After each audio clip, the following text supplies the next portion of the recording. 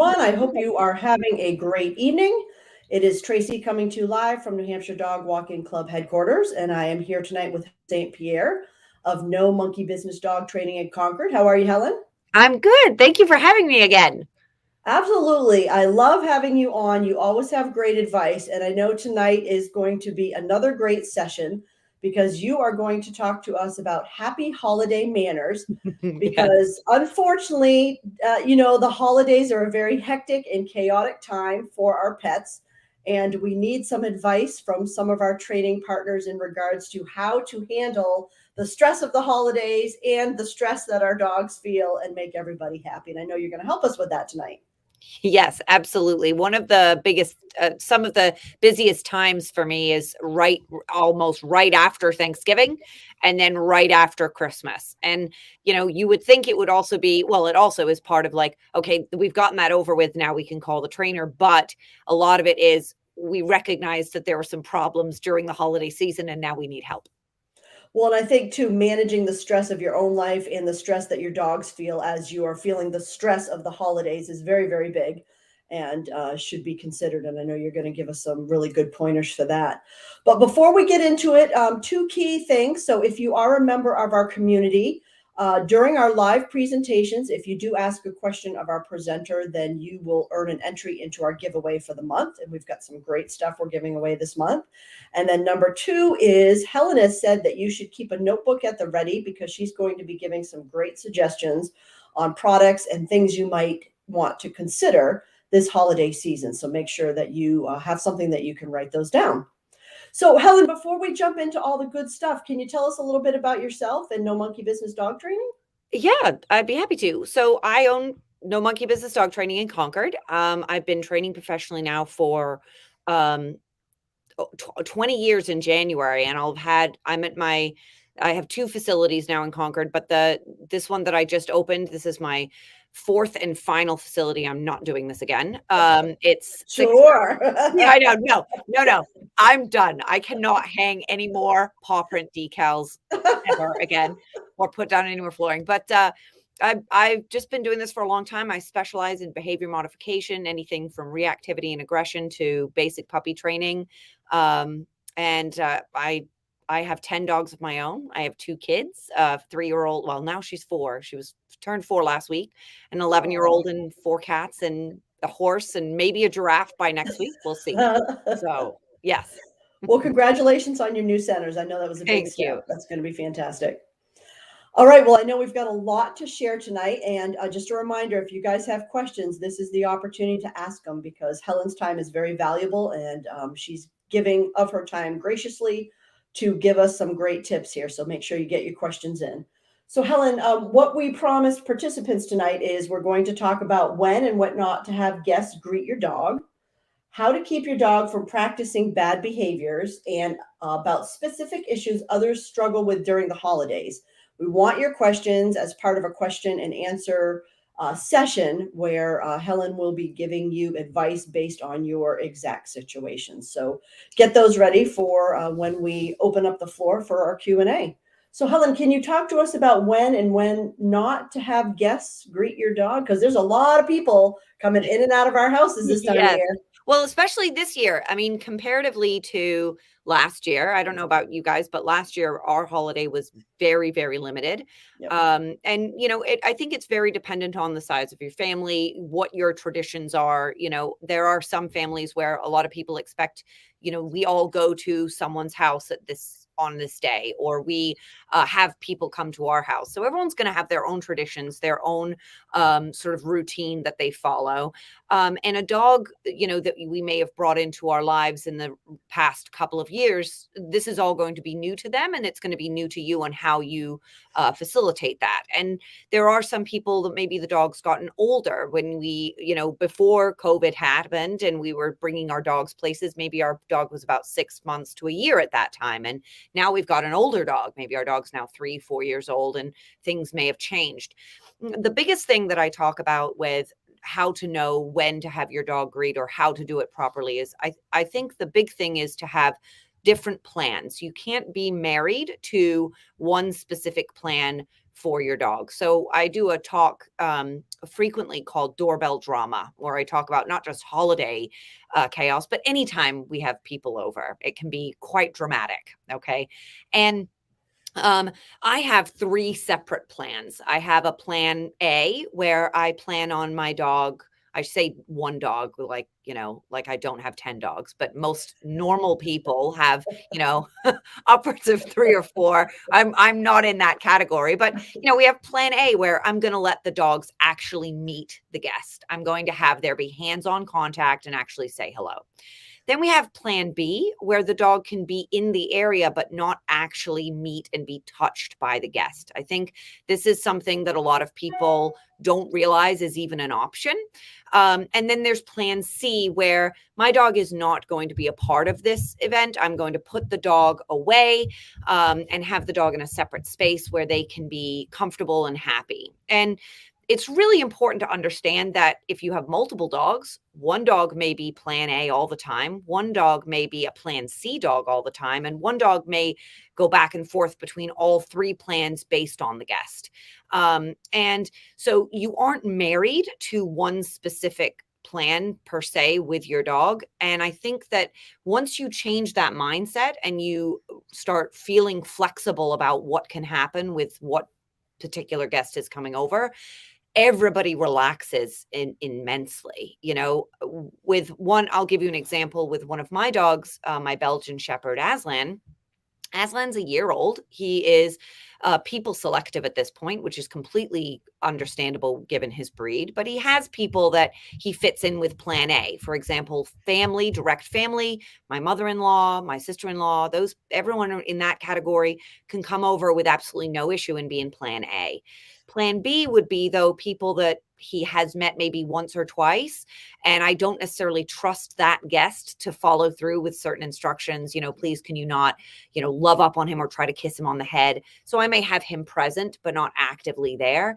And then for people that I really, truly don't trust, or not necessarily don't trust, but I don't want to have to worry about that during that guest interaction. Like if I'm having several small children over and I really don't want to have to worry, having plan C. So honestly, a lot of it can be based on the guest, if that makes sense, Traci. It does. Yeah. How would you prepare your guests for this type of greeting to make sure they're comfortable? And because as let's say a family's coming in the door, there might be some little kids, there might be Yes. teenagers, there might be older people. How do you kind of get them prepared ahead of time to make this as smooth as possible?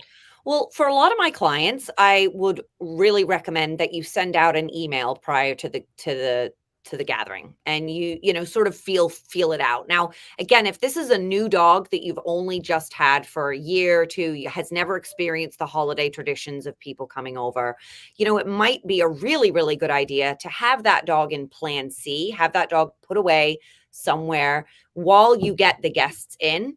Get a feel for what that chaos is like, get a feel for how everyone is doing, and talking to your guests prior to the dog coming out. I think that, again, the big thing we try to encourage and I try to really talk about is being proactive. So emailing guests and saying, hey, I know that before we had, Bowser in the house, anybody could just walk through the front door, but I'm asking everybody to text when they get here now, so I can make sure that I've got him on a leash, or I have him behind the gate, or I can have all of these things sort of set up ahead of time. And if you're going to have a gathering of people, like you were saying, Traci, that's just going to burst through the door, I think it's really important to be proactive and have the dog in a separate space, even if it's just behind a gate, to make sure that you can control the guests first. Your dog doesn't feel like they're being put in the middle of the deep end, so to speak. Yeah, I really like that. I like the advanced planning via email or phone or something ahead of time, because I think too, with all the pandemic pups that people have adopted over the last couple of years, as you've mentioned, these dogs are not that used to people, and they're not used to the commotion. And if you are bringing people into your house who are not used to dogs, it's just going to be a very different vibe, and the dog's going to sense stress. Yeah, I think as dog owners, we just need to know and be very focused on what it is our dogs need, but being mindful of our guests coming in who want to feel welcome and not that they're second to the dog, you know. And Right. I'm speaking from experience going to my parents' house. Yes. So, Well, I mean, the reality is too, is that, I know that Christmas is in, oh God, I think it's in like 2 weeks or less at this point, right? can't even So believe it. we know we have this idea of what's happening. We go grocery shopping beforehand. We get everything sort of ready. But for our dogs do not understand Christmas Day. Our dogs do not like, no matter how much we put Christmas sweaters on them and have pictures taken with Santa, our dogs have no concept of this, tradition. So again, I was explaining this earlier in another workshop too, like I said, is they don't understand what the UPS guy is or that Amazon Prime comes, every day, at least it does in my case, but like they have no concept of this. So we have to have that empathy and understand that our dogs don't understand this. And even though the dog may be the only thing new to your household, everything is new to the dog. And like I said, being proactive, the big part too about emailing out to or sending out a group text to family, you really do get a feel for at that point what your reception is going to be like. If you have someone that goes, oh, it's okay, I don't mind if he jumps on me, then that right away tells me, okay, I need to make sure I put my dog away Right. because I don't want my dog jumping and then petting and thinking it's really cute. Yeah. So it helps you sort of set the stage for Yeah. success, I think, right away. Yeah, those are really great pointers. So, what about so people are in the house, people are mixing, the food is being served, there's, all kinds of commotion and stuff going on. Are there certain activities or things, toys or ideas that you have that we can be Yes. doing with our dogs to kind of make them feel like they've got their own space and place here? Yes. So depending on any plan, whether you do plan A, plan B, plan C, I like to include as much interactive, busy stuff for dogs as possible when guests come over. The only exception to that would be if you have a dog that potentially has some resource guarding problems or issues that you're concerned about giving those things, or if you have multiple dogs over. I think those are very case specific where we can fine tune things. But overall, for me, when people are coming over, I have stuff ready to go, whether the dog is going to be out and about with people, whether the dog is going to be, behind a gate or on a tether around people, or whether the dog's going to be put away in a separate room. And I have, I call it my management basket, but my favorite thing in my management basket that I tell everybody is empty peanut butter jars. Okay. So I am in my household, we are peanut butter junkies. We go through peanut butter constantly, and we have in our pantry like 2 shelves of empty peanut butter jars. Nice. If anybody broke into our house, they'd be like, what is wrong with these people? No, we're just dog people.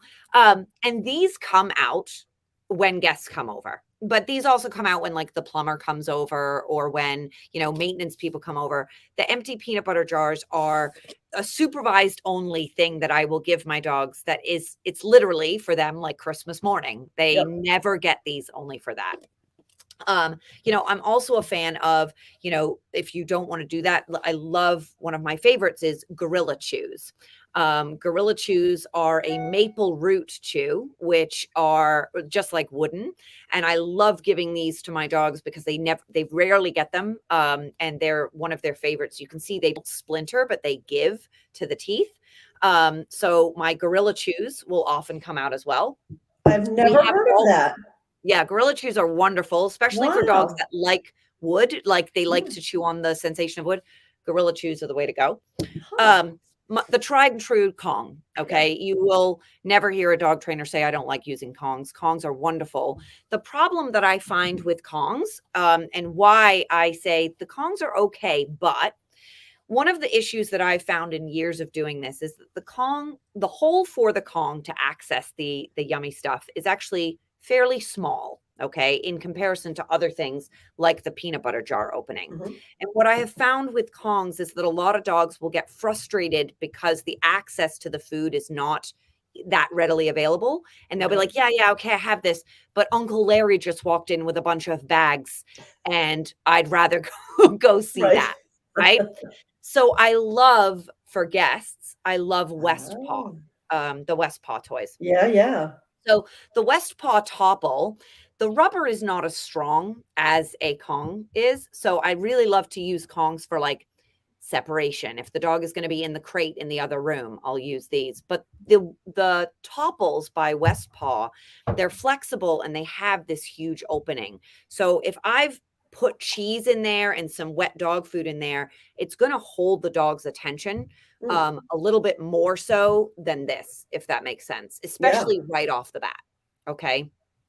Now, one of my favorite things to do when I'm having guests over is what I will do is I'll take a couple of slices of cheese and I will line the inside of this, and then I microwave it for about 10 seconds so the cheese melts to the inside. Oh, geez. Then I will shove kibble in, put a nice big topper of wet dog food, and stick a chewy or something coming out, and I will freeze those. And those are someone's just come over, here's something to do. Okay. And you can use whatever you like. A lot of people love the toys that the treats will fall out of. I brought the wobbler out to show this. The only issue I have with stuff like this is they're freaking loud, and you'll be screaming over this noise to talk to your Aunt Kathy, who's over for the first time in a year. So these are great, but I really do like stuff like this that's going to stay, nice and quiet, but really hold my dog's attention. Now, well, and Helen, just 2 comments on Kong and Westpaw that I wanted to make.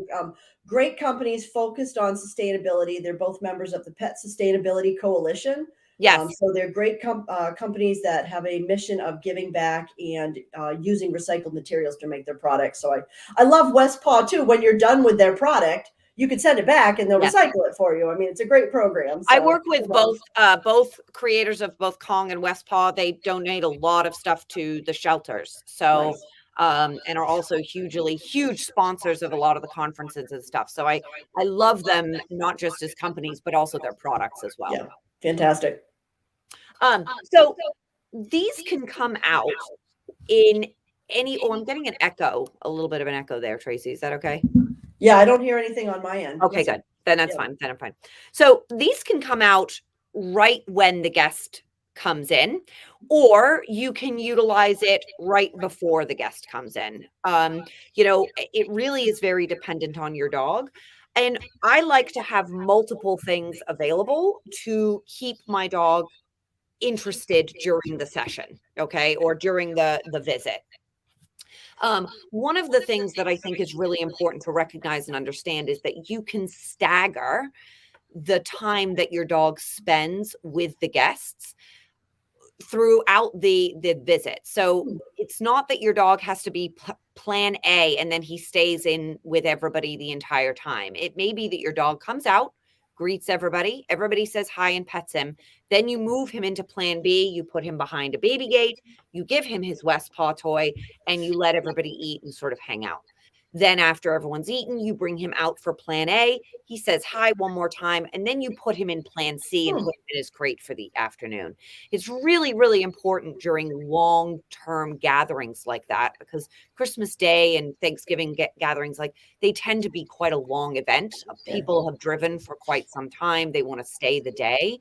So it's really important that your dog doesn't have to stay in one spot the entire time. Yeah, I like that you mentioned that, because that speaks to my dogs. They're the kind of dogs that anybody who walks in the house, they will bark, but they need to sniff. Once they've sniffed, they're fine. They just, it's like they're like the guardian. And once you get past the guardian, then they're okay. They'll go and they'll lay down, but they will be in any room that we're in, just protecting, with the bodyguard in the backyard, the back of the room. But yeah, so I like that. They need a tiered plan like that for sure. Yep. Tiering is really, really important. And what it does is it prevents something called trigger stacking, which I think is really important to understand and talk about. It's what I deal with the most after all the holidays have gone by is people will call me and say, my dog bit somebody.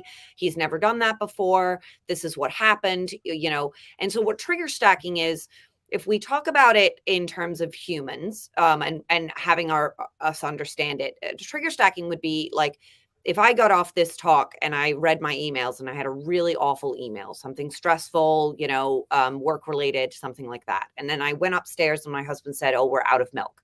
So I got in my car to go to the store to get milk and I find out that I'm out of gas. I get gas, I go to the store, only to get all the way into the store and realize that they're out of milk. So I have to drive to another store, get a thing of milk. I get to my car, I find that someone has scraped the side of my car when they were pulling out. I drive home, I walk in the house. As I'm walking in the house, I stub my toe really badly, and I'm handing my husband the milk, and he goes, "How was it?" And I explode on him, right? Please tell me this is not based on a true story. This is not Okay. based on a true story, but it could be. Yeah, it Okay. could be. But, and all of us know days like that, right? Where we stack all of these things on top of another, where those on their own, if I stub my toe, I'm not likely to yell or scream or anything like that. But if I've had a really long day and I've done all of these things and then that happens, and that happens to dogs. So if we're talking about an adolescent young dog with not a lot of socialization with people coming over to the house, with multiple people over and kids screaming for longer than, like, half an hour to an hour, a high value resource in play with another dog in the other room barking, and someone reaches down to pet that dog on the head, that dog might snap or bite in that scenario, where if we put those things all by themselves, we wouldn't have that reaction. But when we stack them all on top, we see those kinds of reactions. And so it's really, really important to break down what is happening around your dog and understand that every single dog is capable of dealing with trigger stacking. Some people, it takes more triggers than others to have an outburst. Some dogs, it takes more than others as well, but it's still there.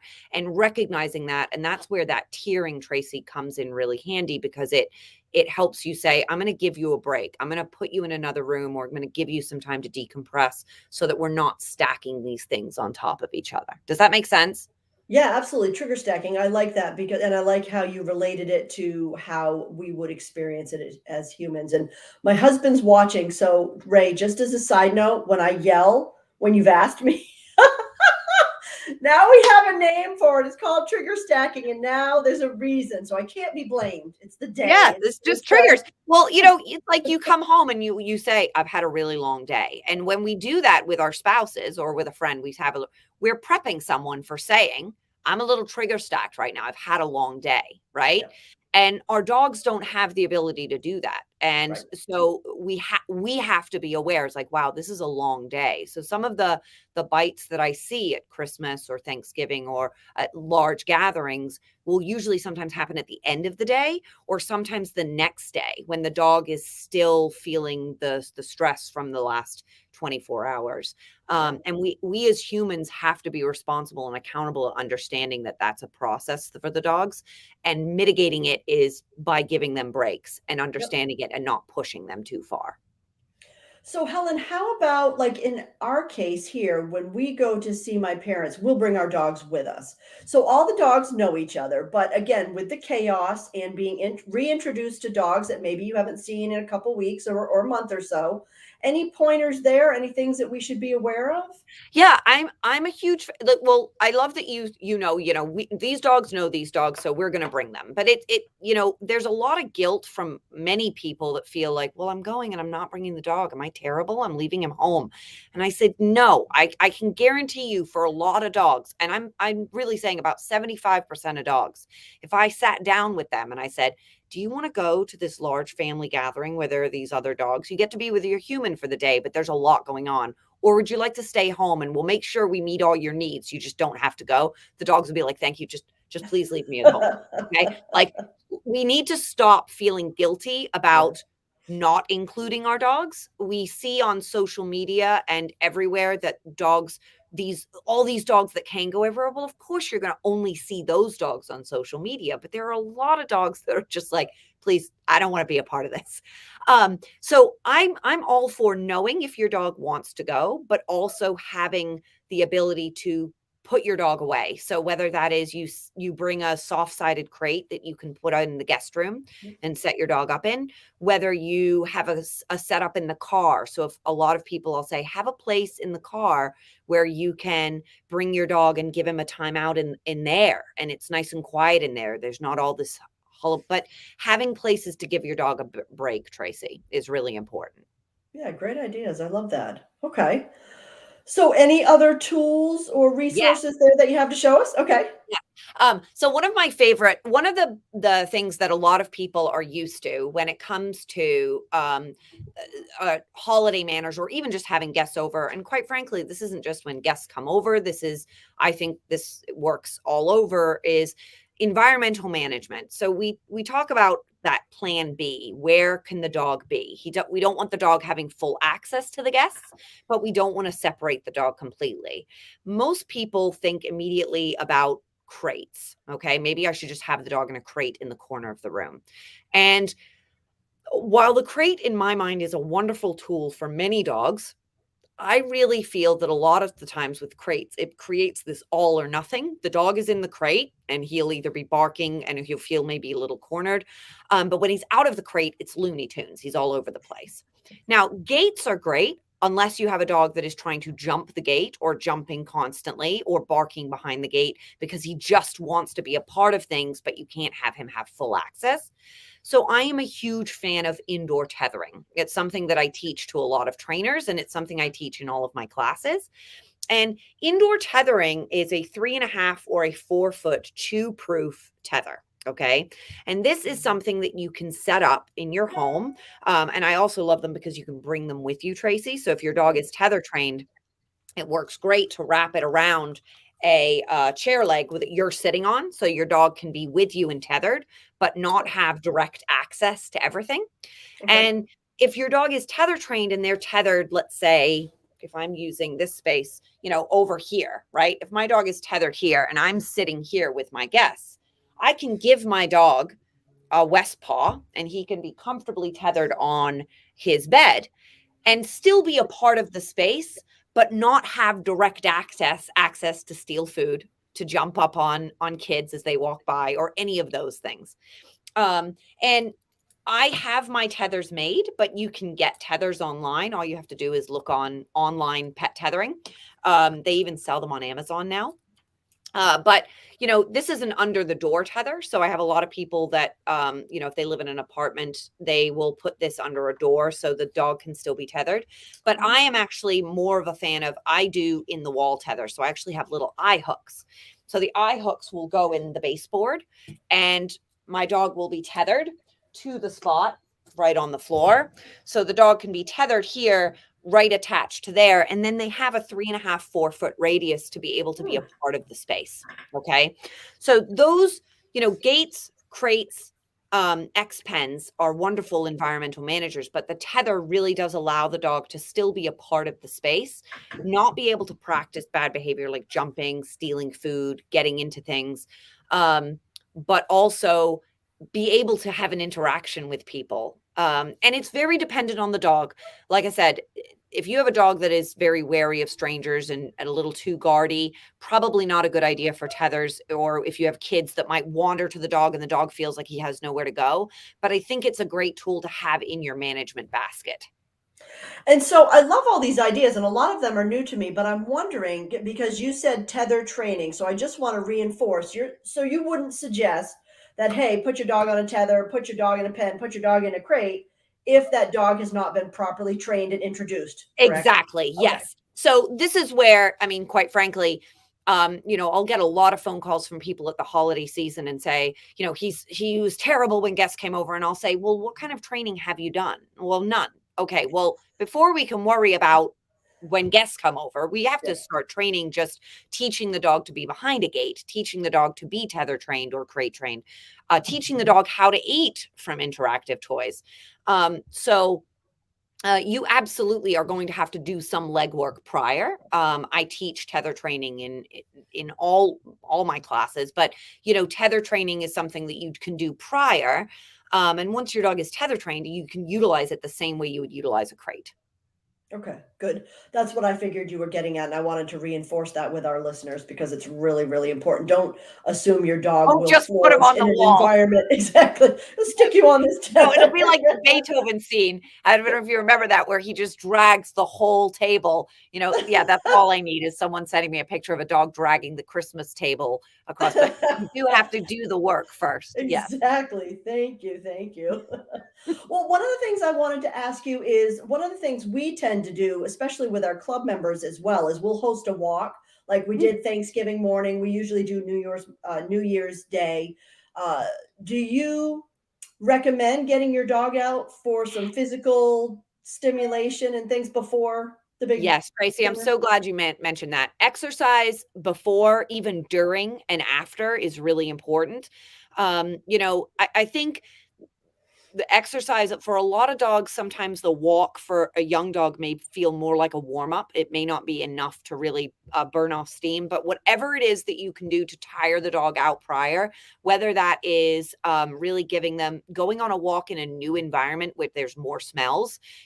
People will be like, oh, just walk around the block a couple of times. It's like the dog knows that. But if you take a drive and you drive 2 blocks down and you walk a loop that your dog's never smelled and he really gets some smelling in and some heavy duty stuff, he might be actually a little bit more tired than if you walk that once than if you walk your regular block 3 times, right? Yeah, So that's a good point. finding a way to stimulate and exercise your dog and burn off some of that steam off the bat is very helpful prior to the guests coming over, and then doing it during.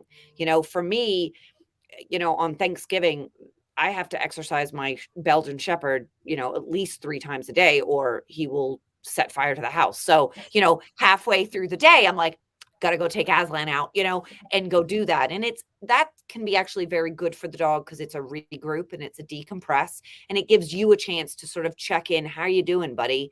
If I take my dog out and he's not even interested in the ball when he usually would be, that tells me that he's probably functioning at a high rate of stress, and I may need to move him out of that kind of environment for a bit. Okay, good point. Well, we've got a few questions if you want to. Oh, yay. Okay, shoot. Some here. Let's see what we've got.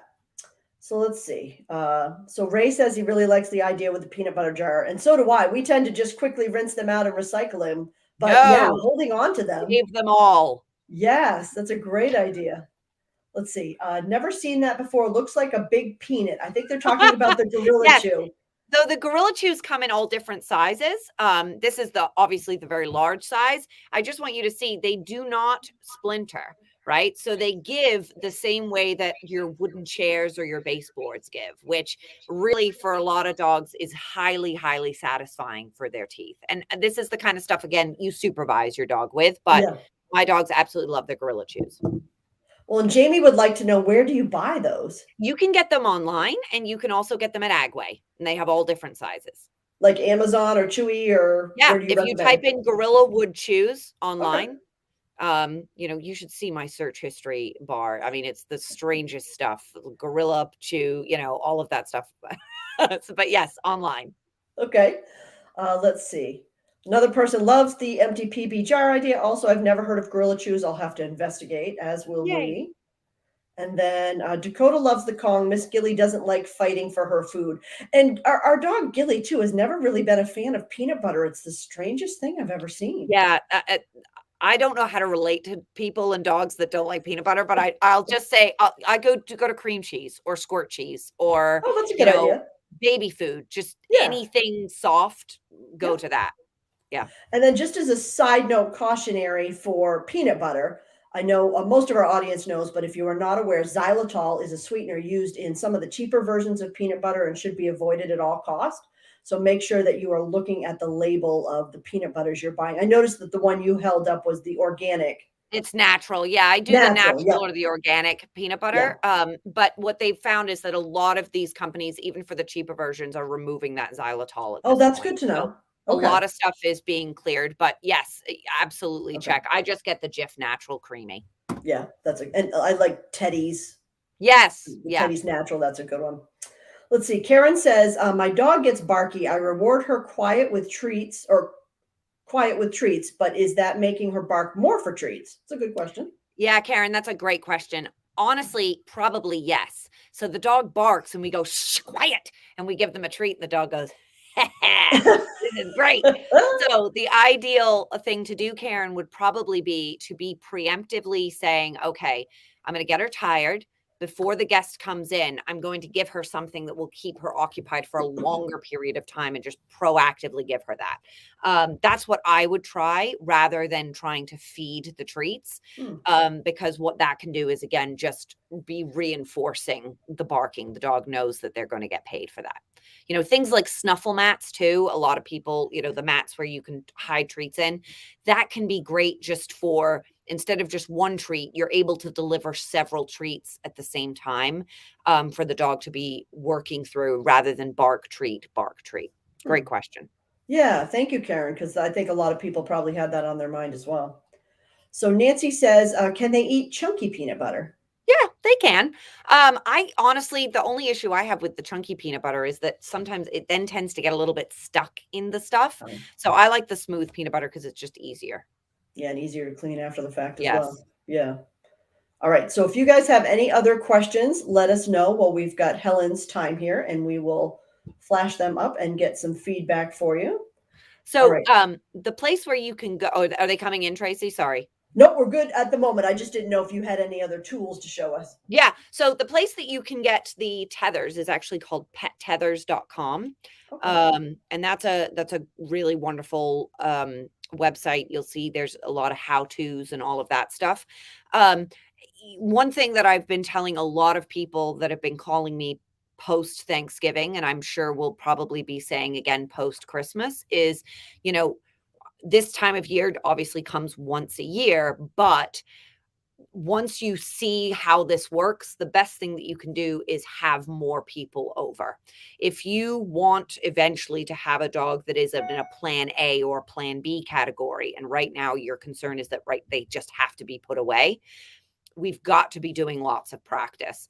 A lot of clients will say, well, I never have people over except for Thanksgiving. And it's like, well, then your dog was probably going to need to be in more of the plan B, plan C category, because we're not having the opportunity to practice and go through these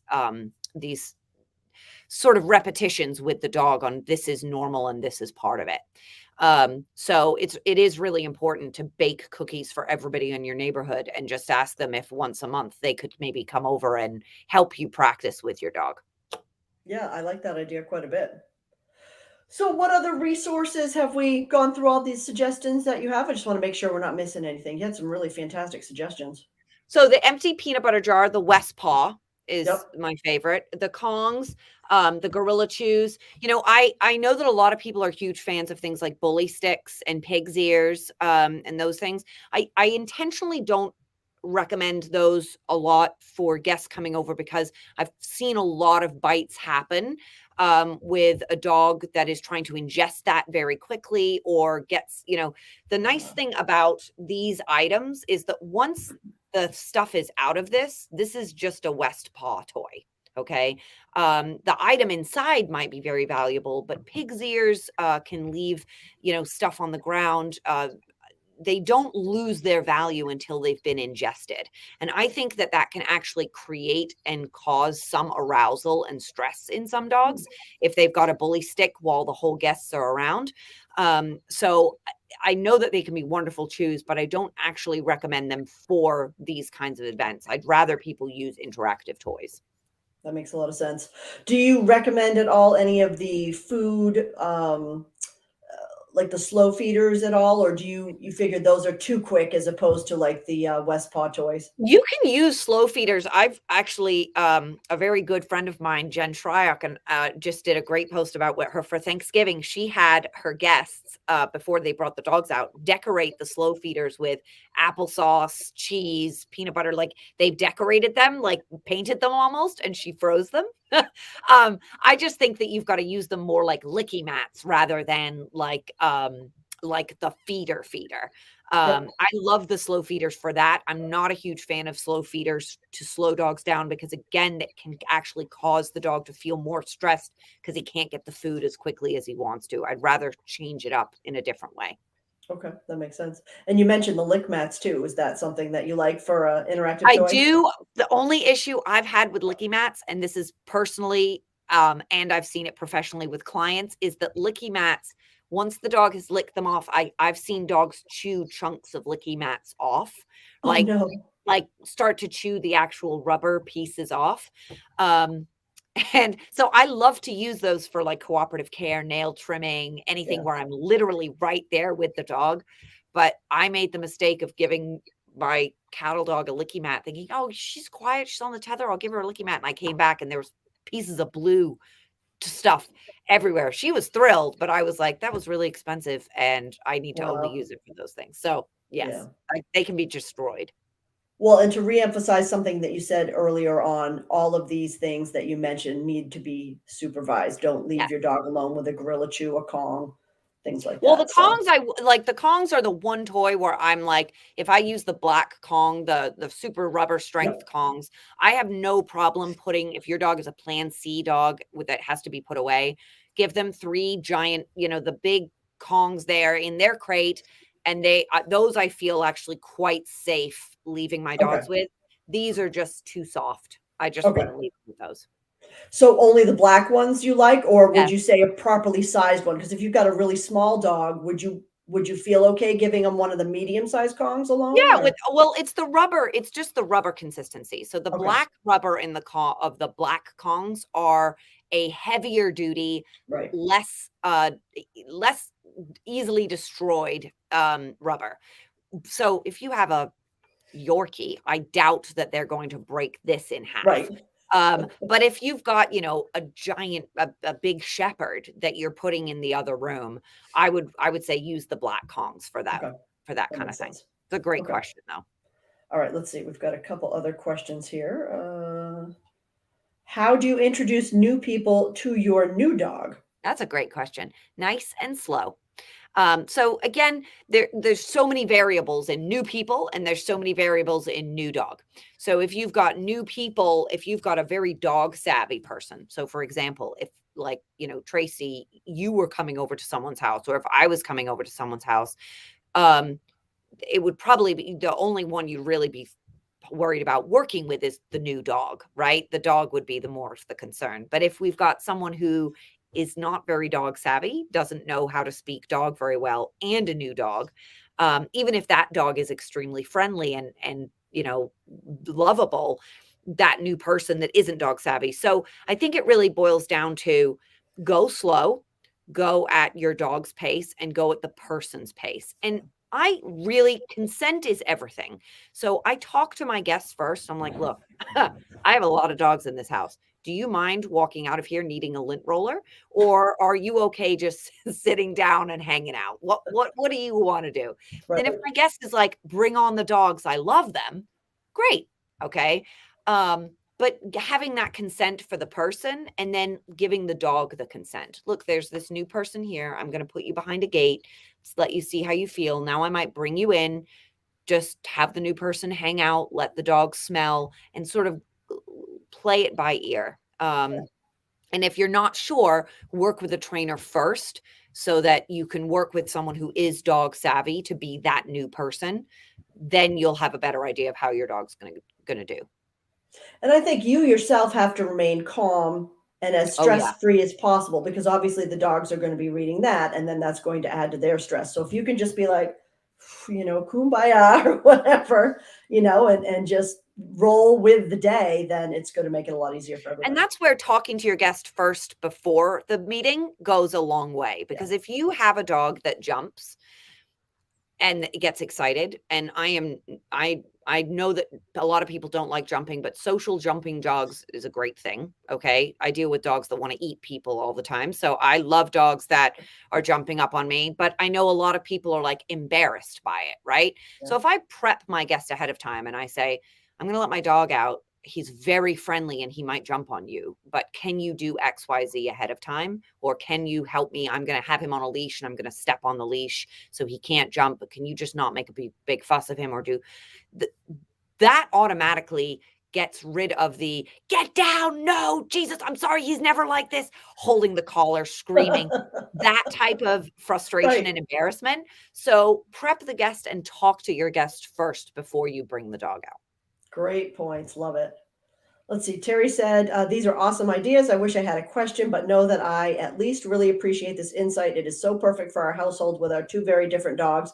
And Terry, actually, I'm glad you commented, because I think, my question for you, or guess my comment based on what Helen said is, for Rocky and Juniper, you probably would need tiered plans because Rocky is so very friendly and loves people, loves dogs, very comfortable in his own skin, whereas Juniper is new to the family and is very nervous around people. A rescue, hasn't been with the family too long, finding her way with dogs, but two very different dogs needing two very different plans. But the Hawks are wonderful family, and these dogs are very well loved, and I know that they'll do a great job with making sure their needs are cared for on the day. Yeah, Terry, I mean, I have 10, and I have 3 dogs that are not, they're not thrilled with new, like, I know that my cattle dog, my Belgian Shepherd, and my one of my Papillons, Mesner, he's actually very friendly, but he is I call him a cheerleader. He barks incessantly at any arousal, so he gets everybody all amped up. But those are my 3 dogs that they're more in the plan C, okay, when guests come over. I have them in the plan C, but my dog Paddington could be a plan A dog the whole time. And I don't feel guilty with letting one dog be in plan A and keeping another dog in plan C. And I think that that's really, really important to mention. I'm glad you brought that up, Traci. In multi-dog households, if you have one dog that you are like, yeah, I'm going to let you, this is going to be too much for you. I'm going to give you all of these things to do. I'll see you in a couple of hours, but this dog can come out, hang out for an hour, and then I'll put him back with the other dog. That's completely fine. Do not put your dog in a situation out of guilt of leaving them out of things. Again, if you sat down and asked your dogs, do you want to be a part of this? I can guarantee you a lot of dogs would be like, no, please just give me some peanut butter and put me in the other room. Give me the peanut butter jar now. I feel I want to do a Christmas, like, I'll be in the other room with a jar of peanut butter. You guys have fun. That's right. Just leave me alone. So Celeste says, if they have a problem with it, they can leave. I kind of feel that way too. I mean, if I have dogs, most likely my family has dogs and they're going to love dogs. But yeah, if you don't like my dogs, well, go have, dinner at somebody else's house. Right. So. We'll Zoom. We'll just Zoom. There you go. Zoom dinner. I like it. So Ray says, how do you get dogs to not jump on cars when people arrive if they're outside, unplanned visitors? Yeah, that's tough. I mean, honestly, that would be successes in the setups. You would have to do a lot of setting up where you would literally have a car drive up and you would teach the dog, when you see that car, this is what I want you to do instead. And you get rewarded for that. And doing that like over and over and over again. And whether you teach a place, whether you teach a dog, that there are many, many ways to work through those things, but you have to be there at least at first to really do the training. Otherwise, just like kids unsupervised, they're going to draw on the wall, and the dogs are going to jump up on the cars. Yep. So great question. Pre-planning work. Exactly. Okay. So Sharon says, trying to go to grandma's house is tough for my youngest pup. He gets car sick. Any suggestions to help him? Oh, Sharon. Yes. So there are anti-nausea over-the-counter things that you can get, like Dramamine. They do make some supplements for car sickness and motion sickness.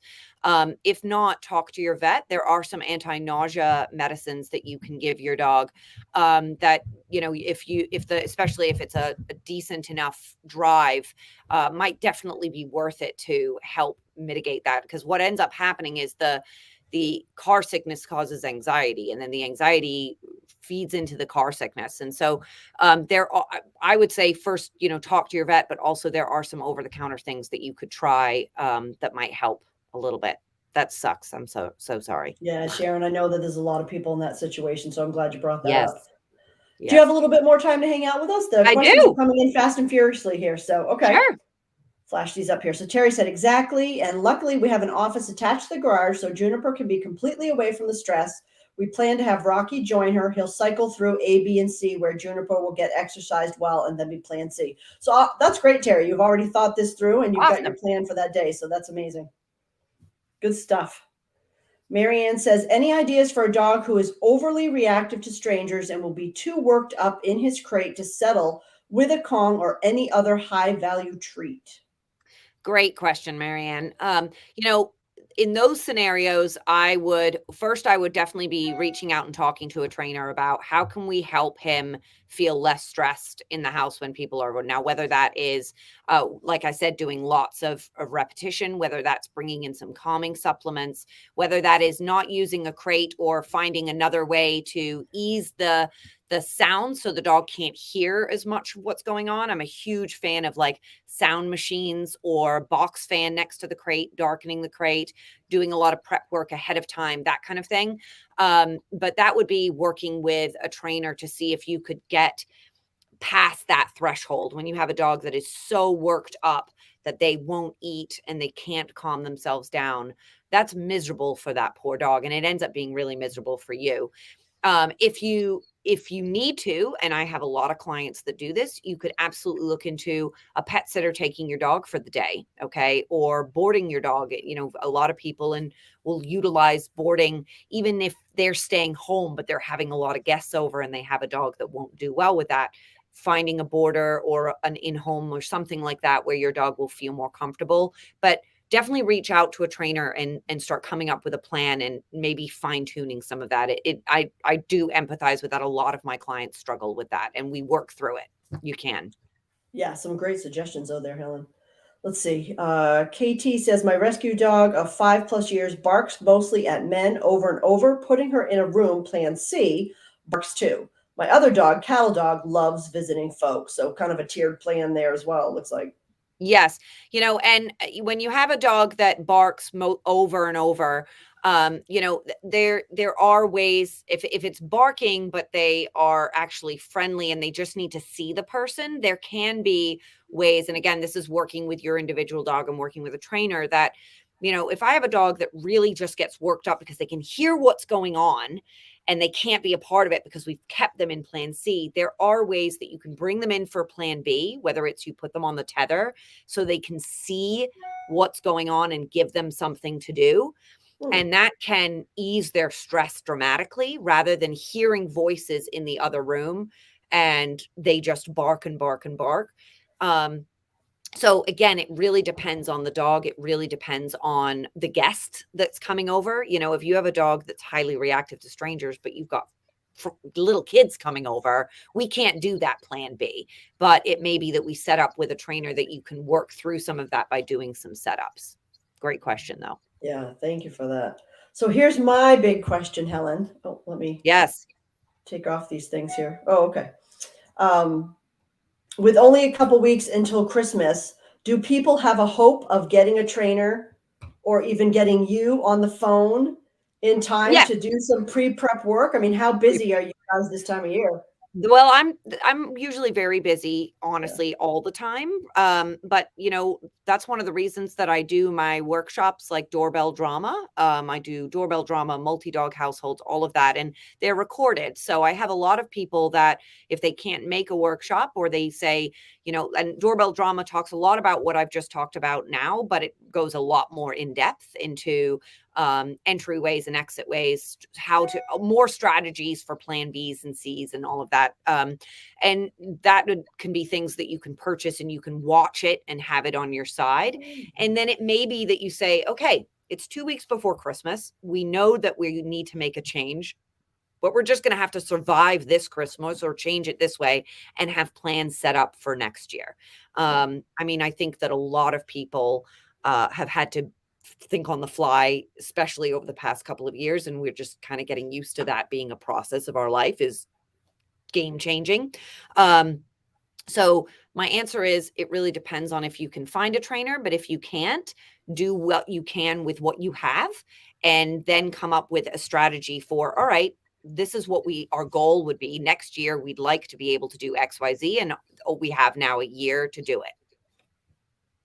That makes a lot of sense. So good to know that you have those videos though. Can people just get that, access that at your website or? People would email me, so they could go to my contact us page. And if they write, you know, I was at this talk and I really would love to purchase doorbell drama, they can purchase doorbell drama for me and I'll send you the recorded link and they can watch that. And then a lot of people will email me questions afterwards. And then I can schedule a consult with them for after the holidays if they want anything like that.